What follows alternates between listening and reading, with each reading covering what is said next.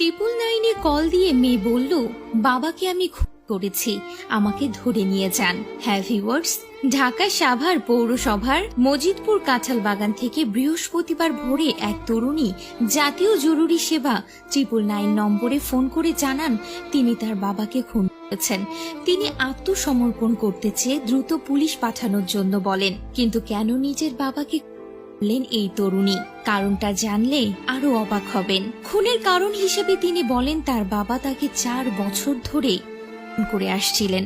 2022 সালে নাটোরের সিংড়া থানায় বাবার বিরুদ্ধে মামলা করেন তিনি। দীর্ঘদিন জেল খেটে জামিনে মুক্ত হন তার বাবা, কিন্তু তারপরও ভালো হননি। গত রাতে আবার ধর্ষণ করার কারণে তিনি বাবাকে খুন করেছেন। 999 থেকে সংবাদ পেয়ে সাভার থানা পুলিশের একটি দল দ্রুত ঘটনাস্থলে গিয়ে মরদেহ উদ্ধার করে ময়না তদন্তের জন্য পাঠিয়ে দেন। আর 23 বছরের ওই তরুণীকে গ্রেপ্তার করা হয়েছে।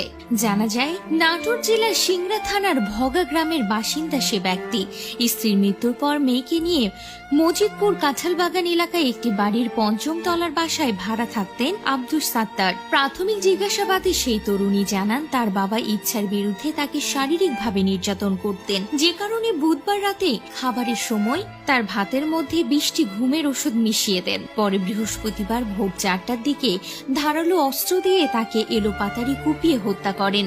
ঘটনাস্থলে যাওয়া সাভার মডেল থানা পুলিশের এসআই ইমরান এ বিষয়ে 999-কে নিশ্চিত করেন।